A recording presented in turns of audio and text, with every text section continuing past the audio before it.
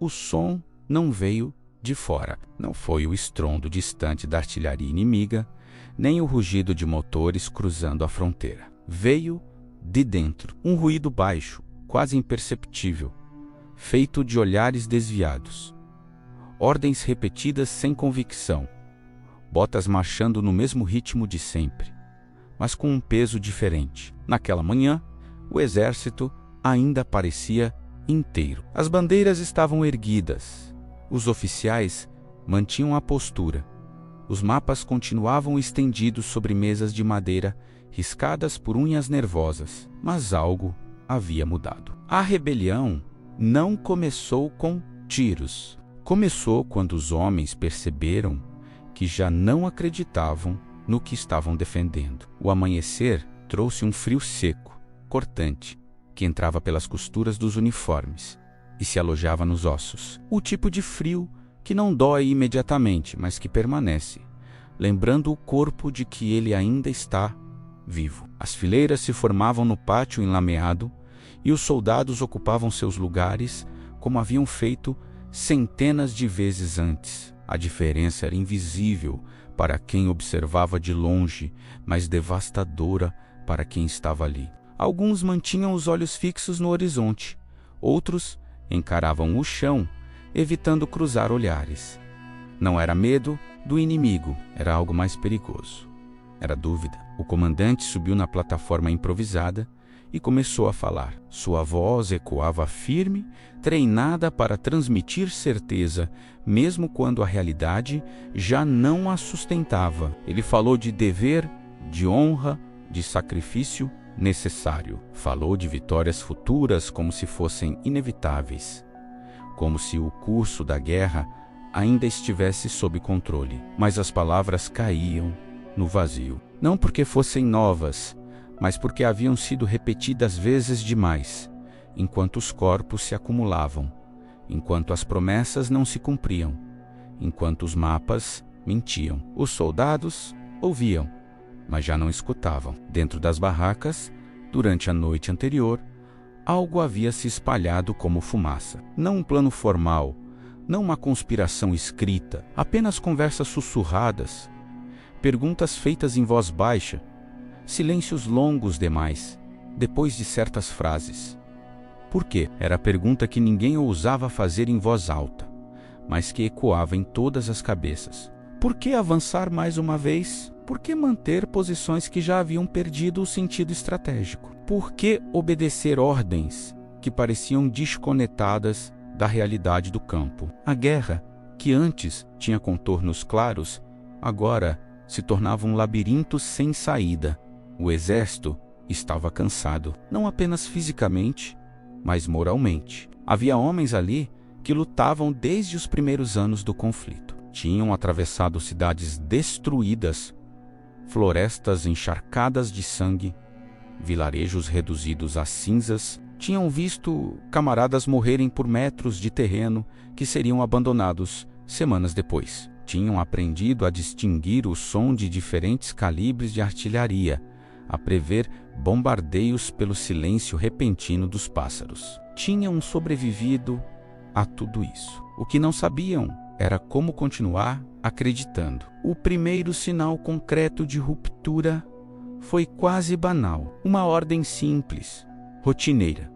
Avançar uma companhia para reforçar uma posição exposta. Nada incomum. Mas, dessa vez, os homens não se moveram imediatamente. Houve um atraso de segundos, talvez apenas 5, talvez dezembro. Tempo demais em um exército. O oficial repetiu a ordem, com mais firmeza. Alguns soldados começaram a se mover, outros permaneceram imóveis. Ninguém falava, ninguém gritava. O silêncio se esticou como um fio prestes a se romper. Um soldado, rosto sujo, de lama seca e barba por fazer, deu um passo à frente. Não levantou a arma, não fez gesto ameaçador. Apenas falou, em tom baixo, quase respeitoso. Sua pergunta foi simples, direta, devastadora. E depois disso, senhor, para onde vamos depois? O oficial hesitou. Não por falta de resposta decorada, mas porque, pela primeira vez, percebeu que qualquer resposta soaria vazia. Aquele momento, insignificante nos relatórios oficiais, foi o ponto exato em que a autoridade começou a rachar.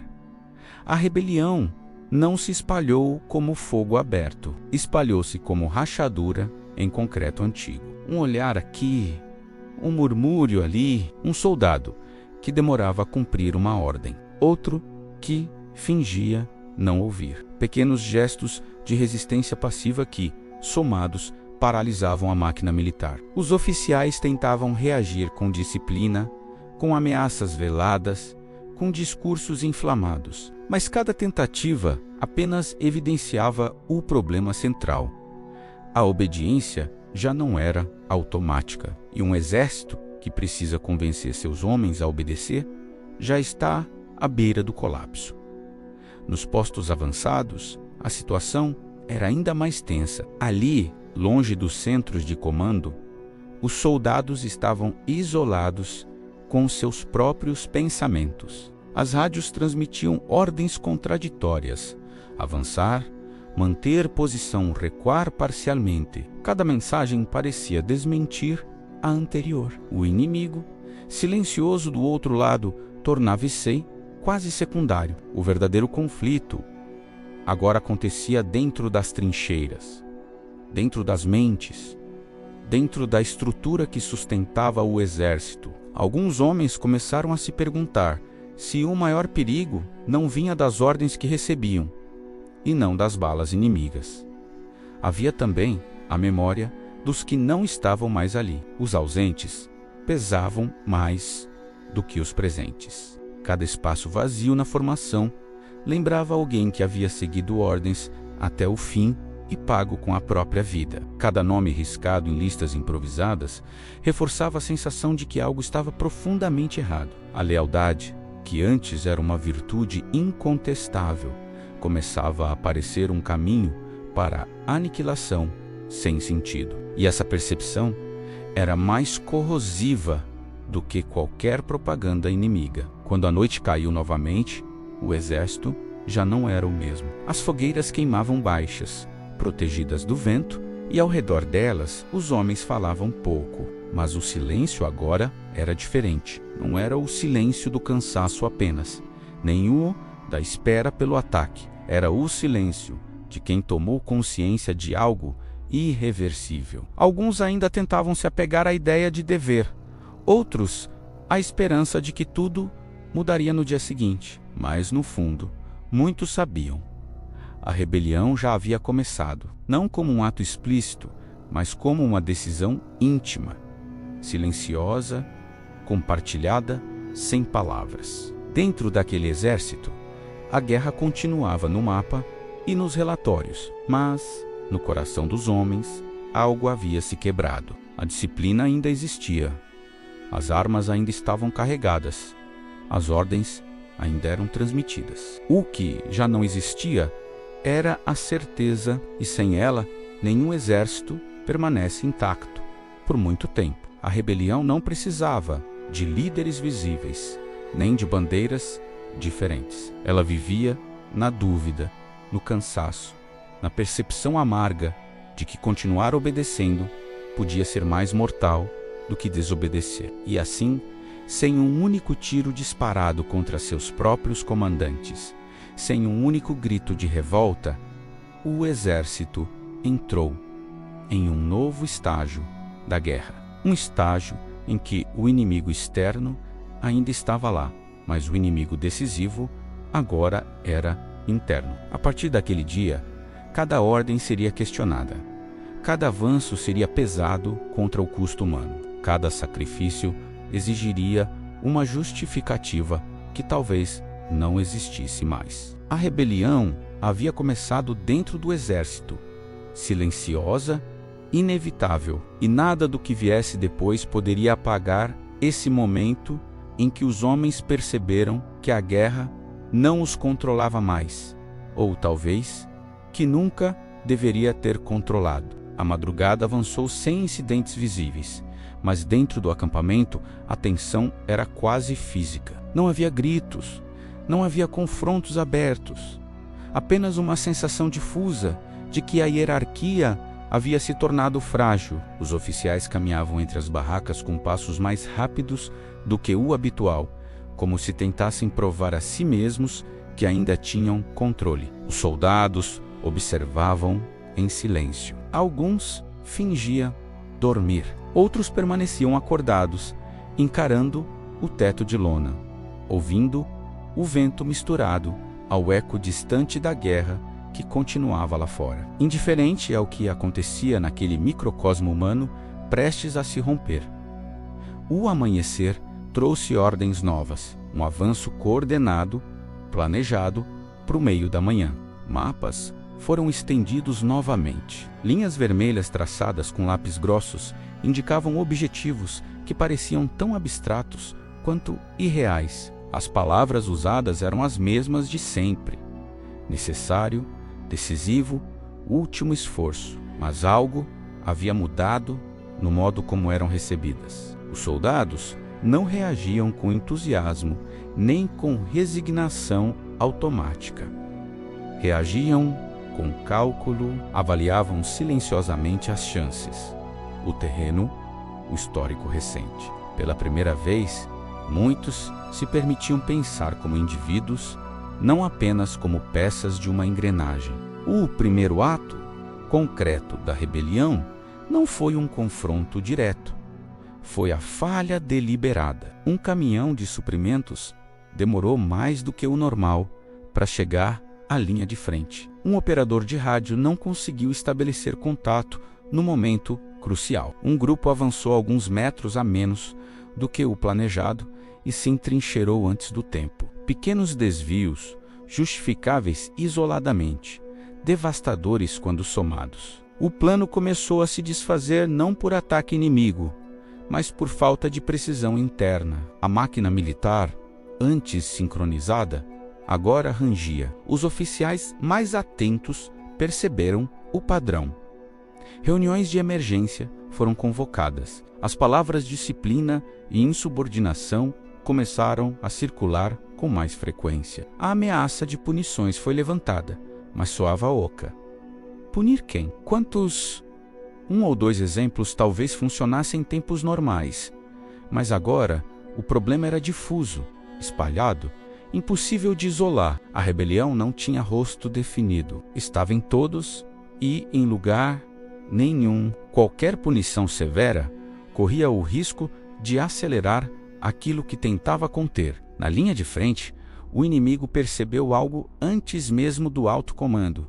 O ritmo dos ataques mudou. Não eram menos intensos, mas menos previsíveis. Havia pausas estranhas, avanços incompletos, recuos cautelosos demais. Para quem observava do outro lado, parecia hesitação. Para quem estava dentro, era sobrevivência consciente. Os soldados já não estavam dispostos a morrer por metros de terreno que sabiam que seriam abandonados. Cada bala disparada era pesada. Cada ordem recebida era reinterpretada à luz de uma pergunta silenciosa.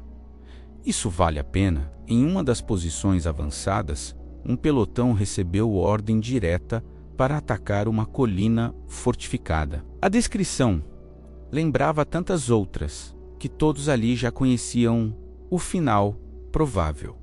O comandante local reuniu os homens. Sua voz tremia levemente, não de medo, mas de conflito interno. Ele sabia o que a ordem significava. Sabia também que seus homens sabiam. Houve um silêncio longo depois que ele terminou de falar. Nenhum protesto, nenhuma recusa explícita. Apenas um soldado que perguntou, quase como quem busca confirmação. Sem apoio, a resposta foi um aceno seco. Nesse momento, algo se decidiu. O ataque não aconteceu. Oficialmente, foi adiado por condições desfavoráveis. Na prática, ninguém deu o primeiro passo. O tempo passou, e com ele, a janela de oportunidade que existia apenas no papel. Quando a comunicação finalmente subiu na cadeia de comando, já era tarde demais para forçar a execução. A ordem morreu antes de virar ação. Não houve punição imediata. O comando superior estava ocupado demais, tentando entender por que tantas ordens recentes simplesmente não se concretizavam. A rebelião começava a ganhar consciência de si mesma, não como movimento organizado, mas como percepção coletiva de poder. Os soldados perceberam que, sem eles, nenhuma estratégia existia. Nenhuma linha no mapa se movia, nenhuma vitória era possível. Essa percepção era ao mesmo tempo libertadora e aterradora. Libertadora porque devolvia a agência a homens que haviam sido tratados como números. Aterradora porque colocava sobre eles um peso novo, a responsabilidade pelas consequências de desobedecer. Nem todos estavam confortáveis com isso. Havia os que ainda acreditavam profundamente na causa, os que viam na desobediência uma traição imperdoável. Discussões começaram a surgir nas sombras, longe dos ouvidos dos oficiais. Vozes baixas, argumentos carregados de emoção. Alguns falavam de honra, de juramentos feitos anos antes. Outros falavam de corpos empilhados, de promessas quebradas, de comandantes distantes, que jamais pisariam naquele lamaçal. O exército começava a se fragmentar internamente, não por nacionalidade ou patente, mas por visão de mundo. O comando tentou retomar o controle com um gesto dramático, uma visita de um general de alta patente, cercado de escolta, discursos preparados, símbolos de autoridade. Ele falou diante das tropas, sua voz amplificada ecoando pelo campo. Falou de história, de legado, de como aquele momento seria lembrado. Falou como se ainda tivesse o poder de definir o significado do sacrifício. Alguns soldados ouviram em silêncio, outros desviaram o olhar. Poucos se sentiram convencidos. A distância entre as palavras e a realidade era grande demais. Depois do discurso, uma ordem exemplar foi dada. Um avanço imediato, sem margem para atraso. Desta vez, os oficiais locais pressionaram com mais força. Houve gritos, ameaças claras. O momento de ruptura chegou. Alguns homens avançaram alguns passos e pararam. Outros simplesmente não se moveram. Um oficial sacou a arma, não para atirar, mas como último recurso simbólico. O gesto, em vez de restaurar a autoridade, selou sua derrota. Ninguém recuou, mas ninguém avançou. O impasse durou segundos, que pareceram eternos. O oficial abaixou a arma. Não houve aplausos, não houve celebração, apenas um entendimento silencioso de que algo irreversível havia acontecido. A cadeia de comando estava quebrada. Não completamente, não de forma caótica, mas o suficiente para tornar qualquer operação futura profundamente instável. A rebelião agora era visível, ainda que ninguém ousasse chamá-la assim em relatórios oficiais. Nos dias seguintes, o exército continuou existindo, mas de forma diferente. As operações tornaram-se defensivas por inércia. O ímpeto ofensivo havia desaparecido. Cada ação era negociada implicitamente entre quem ordenava e quem executava. O inimigo, percebendo a mudança, ajustou sua estratégia, explorando hesitações, pressionando pontos fracos. A guerra seguia seu curso brutal, mas o resultado já não dependia apenas de força ou números. Dependia da fratura interna que se alargava a cada dia. Dentro dos homens, algo havia se redefinido. Eles não se viam mais apenas como soldados obedientes, mas como indivíduos conscientes do custo real da guerra. Alguns sentiam culpa, outros sentiam alívio. Todos sentiam o peso histórico do que estavam vivendo, mesmo sem saber como aquilo seria lembrado no futuro. A rebelião, iniciada em silêncio, agora moldava decisões, alterava rumos, corroía a estrutura que sustentava o exército. Nada ainda havia terminado. Não a guerra, não o conflito interno, mas uma coisa era certa.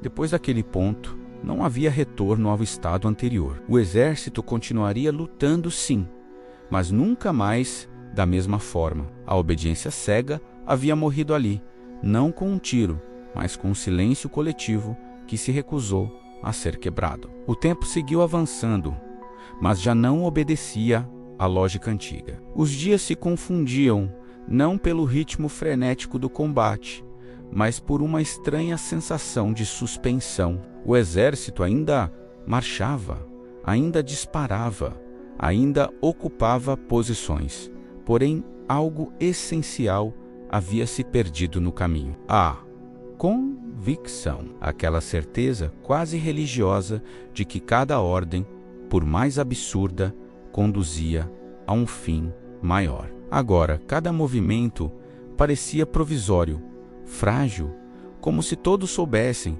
que estavam apenas adiando um desfecho inevitável. Os relatórios enviados ao alto comando tornaram-se ambíguos. Palavras cuidadosamente escolhidas escondiam o que ninguém queria escrever abertamente. Resistência inesperada, dificuldades logísticas, condições adversas.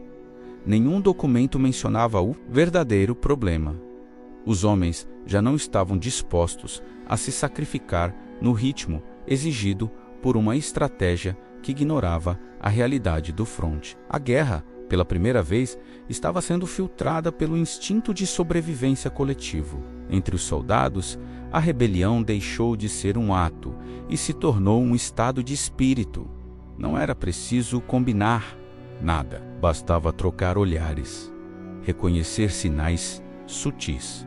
Um atraso aqui, um avanço contido ali, um recuo que se justificava pelo terreno, pela fumaça, pela falta de visibilidade. A linguagem da obediência havia sido substituída por uma gramática silenciosa de autopreservação. Cada homem sabia até onde podia ir, sem romper completamente o verniz da disciplina. Os oficiais intermediários foram os mais afetados, presos entre ordens vindas de cima e homens que já não respondiam como antes.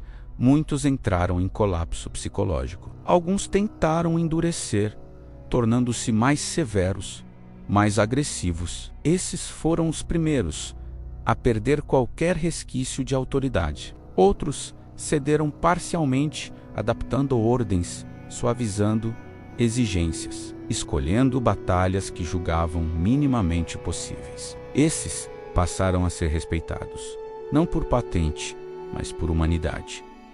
Houve momentos em que a guerra quase parou, não oficialmente, não nos mapas, mas na prática. Linhas opostas separadas por poucos metros permaneciam imóveis por horas. O som da artilharia diminuía, substituído por um silêncio pesado, interrompido apenas pelo vento ou pelo estalo distante de um disparo isolado. Em alguns desses momentos, soldados de lados opostos se observavam à distância, conscientes de que todos estavam presos à mesma engrenagem absurda. A rebelião, mesmo confinada a um único exército, parecia contaminar o próprio ritmo do conflito. O alto comando finalmente percebeu a gravidade da situação, não em termos morais, mas estratégicos. Um exército que já não avança quando ordenado é um exército imprevisível. Reforços foram prometidos, mudanças táticas anunciadas, discursos reformulados, mas tudo chegava tarde demais. A confiança havia sido quebrada, e confiança, uma vez perdida, não se restaura com palavras ou símbolos. Em uma última tentativa de retomar o controle, uma operação decisiva foi planejada, algo grande o suficiente para esmagar qualquer hesitação restante. A ordem desceu pela cadeia de comando com urgência incomum. Desta vez, não havia espaço para atrasos.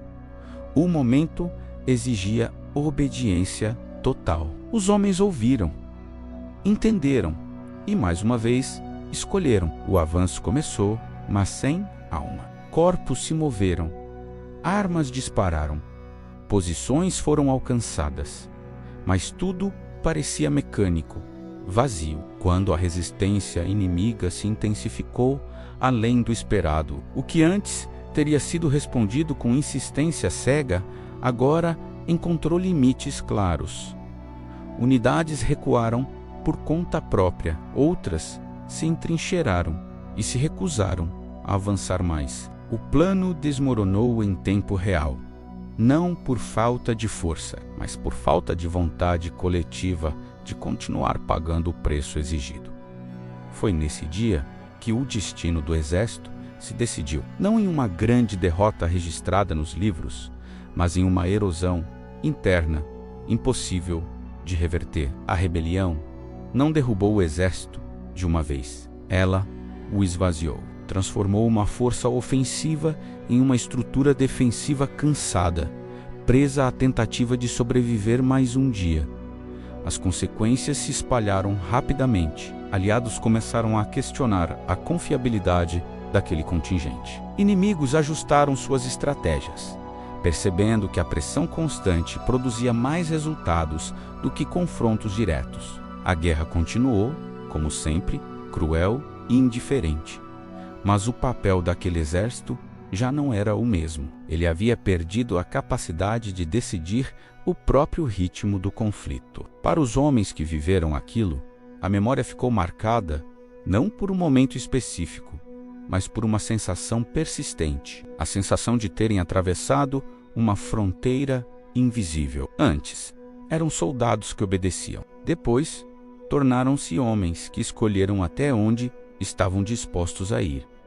Alguns carregaram culpa pelo resto da vida. Outros carregaram a certeza silenciosa de que, naquele dia, salvaram a si mesmos, mesmo que isso tenha custado a derrota de algo maior. Quando a guerra finalmente seguiu seu curso até novos desfechos, poucos se lembraram, oficialmente, daquela rebelião silenciosa. Não houve medalhas, não houve julgamentos públicos. A história registrou movimentos de tropas, datas, tratados, mas nas entrelinhas, escondida entre relatórios e números, permaneceu a verdade essencial. Houve um dia em que a guerra deixou de ser decidida apenas por generais e passou a ser moldada pela consciência daqueles que marchavam. No fim, quando o silêncio tomou os campos e o eco distante da artilharia cessou, restaram homens envelhecidos antes do tempo, carregando lembranças que não cabiam em palavras. Eles sabiam que, naquele ponto específico da história, não foram armas nem estratégias brilhantes que mudaram o destino de um exército. Foram decisões individuais, tomadas em silêncio, que se somaram até se tornarem irreversíveis. E assim, sem proclamações, sem bandeiras erguidas, a rebelião começou dentro do exército e terminou moldando o curso da guerra, não como um ato de glória, mas como um lembrete sombrio de que nenhum poder, por mais absoluto que pareça, sobrevive quando aqueles que o sustentam decidem, enfim, parar de obedecer.